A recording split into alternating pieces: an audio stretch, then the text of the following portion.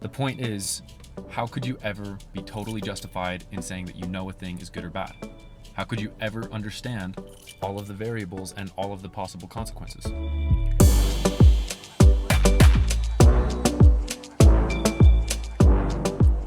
Welcome to the first episode of What Is This? I'm Michael Barker. I've wanted to start this podcast for a while now, and recently I feel like the vision for how I've wanted to structure it has become much more clear. But I really think finding forms of expression such as this can be incredibly therapeutic for myself and hopefully for anybody listening as well. But I started the podcast because most of the thoughts that cycle through my mind every day are usually regarding certain philosophical and psychological problems and ideas I have pertaining to them. And more I've noticed in talking about these ideas with other people, we tend to disagree much more than we agree. And that disagreement is what produces really interesting conversations. So I guess in realizing that is where the real motive came from to start the podcast, because I see this as a perfect platform to introduce those topics. And besides that, it's also really just, like I was saying, an opportunity for me to express my own thoughts and ideas and emotions, which allows me to see them more clearly and get a better understanding of them. But I feel like doing it for myself positions me in a place that's very detached, because it doesn't make a difference how many people listen. I'll always be accomplishing that intention simply by recording the podcast itself. And even if an idea that I'm talking about is just dumb, I think by vocalizing it, I'm giving myself the opportunity to develop a more conscious understanding of it, which will accelerate the process of being able to acknowledge the gaps in a false idea, or to help me develop a more thorough understanding of an idea that actually has merit, which will help me better communicate it to others, and will ultimately help me accomplish the goal of getting closer and closer to seeing the truth in an idea. And that's what I really wanted this first episode to be about, and really this whole podcast, what it's about, is the process of discovering truth, discovering the way things are. So I guess this episode is discovering the truth about the process of discovering truth. And that's a process that everyone is involved in. And you can't really help it no matter what you do. Because even if you were to go in the opposite direction of truth and you were to arrive at certain false conclusions and make false correlations between things, the same thinking that drove you to those false conclusions would also drive you to the inevitable realization of a false belief being false. And it's not that you can't slow down or speed up the process of discovering truth and discovering the way things are. I mean, that's what this podcast is. It's a way to take an active approach in that process and speed up the process. But regardless, we're all participants in the process of watching the gap between the ideas that we develop and the truth behind them diminish. And that's where the whole premise for the name What Is This originated. This whole podcast is just a way of facilitating the process of discovering what things are, and a way to ask the questions that get us closer and closer to seeing the truth. And the title What Is This allows me to explore any topic I really choose to, and dive into discovering the truth about whatever topic that is. But for this episode, as we dive into the topic of discovering truth, I think the first thing that's important to acknowledge is that there are subjective truths and there are objective truths. An example of a subjective truth would be if you were to take a vacation somewhere like Hawaii, and you were to come back and you want to tell your friend all about this experience, what you'd do is you would start to paint them a picture. And in painting them this picture, essentially what you're really trying to accomplish is you're trying to solve the gap between the idea they have developed of your experience and the truth about your experience. But the real truth is you could never do that completely, because it's your experience, it's subjective to you. But you can help them get closer and closer through painting the picture in as much detail as possible. So as you talk to them about what the weather was like, about what you did every day, how you went surfing, how you went snorkeling, how you sipped a pina colada on the beach. I feel like that's such a stereotypical idea of a tropical vacation, but maybe that's what you did. But what you're trying to do is you're trying to help them get closer and closer to seeing the truth about your experience. So in a way, a subjective truth can never be totally discovered. But when it comes down to an objective truth, I think a perfect example of a truth that is objective is that this moment right now is all that there is, and it's all that there ever was, and it's all that there will ever be. And you can measure how certain things move in relation to each other, such as how the sun moves in relation to the landscape. But measuring and quantifying that change is not measuring how time moves forward, because time can't. This moment right now is the only time that there is, and it's never moving anywhere. In fact, from what I've observed, it's really the only constant in the universe, besides, I guess, the existence of the universe itself. But part of being human is having the ability to imagine a future or to remember a past. But I think the problem is we've gotten so lost in the ability to think thoughts that we've forgotten that they're all just conceptual. And if the ability were to be taken away from you for a moment, or if you were to just not entertain it, you would realize your place in the here and now, which is where you've always been and where you will always be. Even when you have a thought about the future or a memory of the past, those thoughts happen in the here and now, because there's nowhere else for them to happen.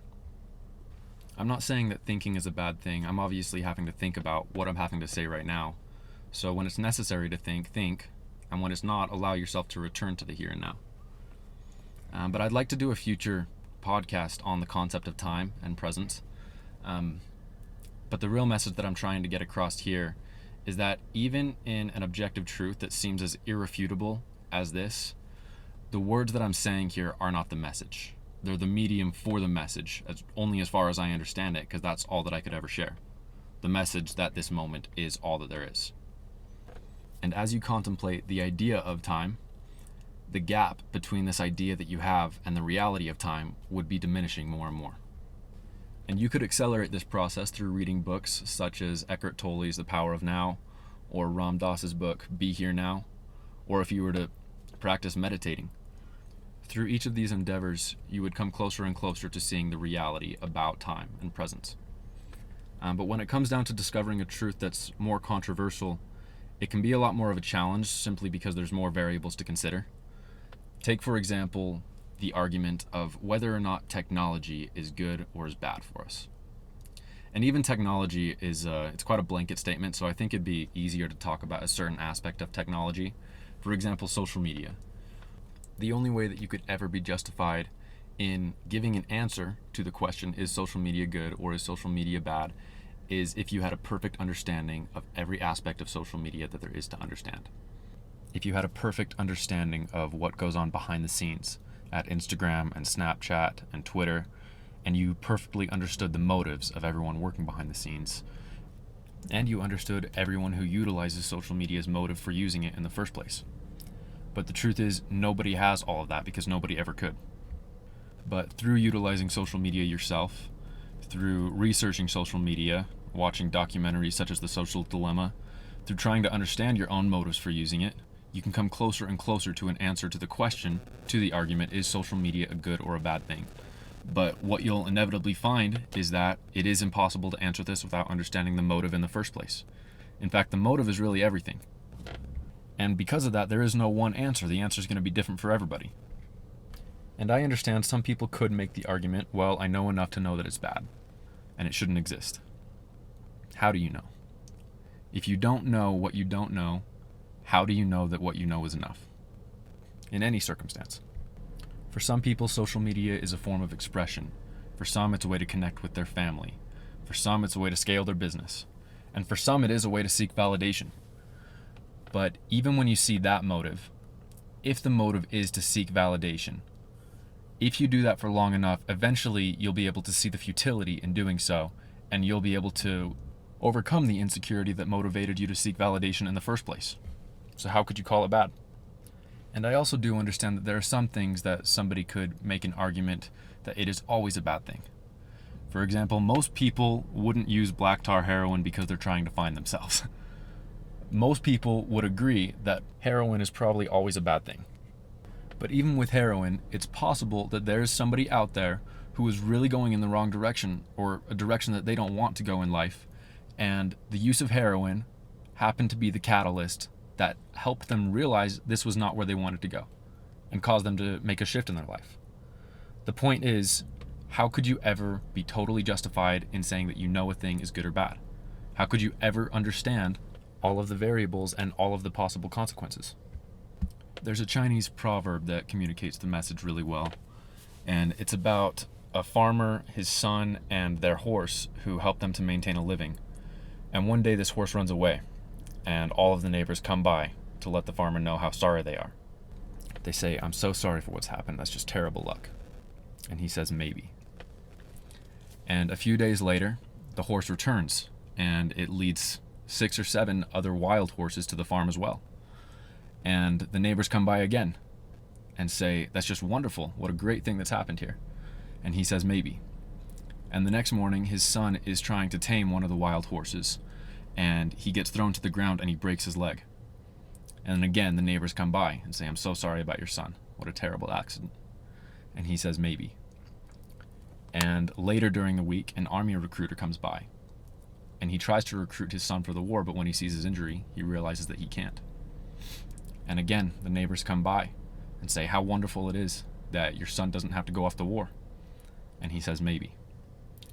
The point here, the message again, is that there are far too many variables for one person to ever comprehend in order to ever say that you know a thing is good or bad.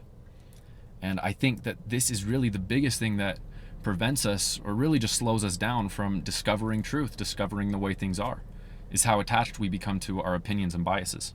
And it's not that having an opinion is bad or wrong. Developing an opinion is inevitable. That's just something that happens. Through our experiences, we develop opinions about pretty much everything. The problem is that most everyone believes that they have the right answers and that everyone else is wrong.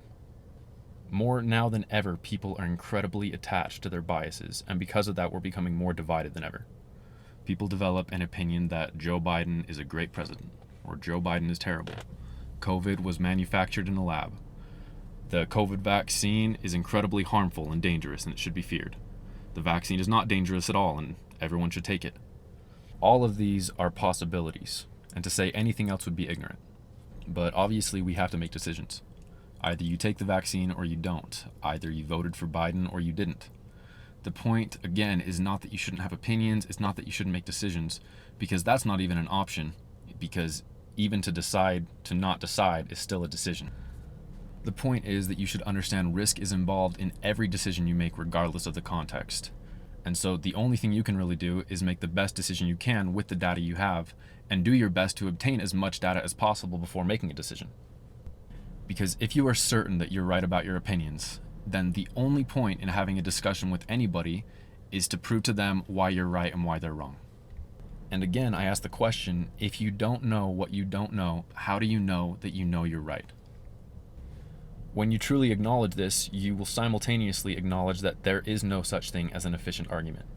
And the only sane thing to do in any discussion is to admit the truth, that we don't know what we don't know, but these are the opinions that we have developed about whatever topic we're discussing based on the experiences that we've had, and let's share them so we can both get closer to discovering the truth. The problem is that that's almost never what it's about. It's about, this is why I'm right and this is why you're wrong. And that kind of discussion will always be futile, because nobody is ever going to concede. And even if somebody did and you were to win the argument, would you genuinely feel like a winner? Did it enhance your ego in the way you had hoped? All I'm trying to do in saying any of this is to get us to a place where we're better able to acknowledge the futility in our actions and intentions.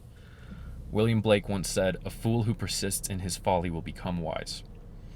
If we persist in futile activities, eventually we will be able to see the futility in them, and this podcast is really just a way to speed that up for myself and for anyone listening. That's it for this episode. Thank you for tuning in, and I will see you on the next.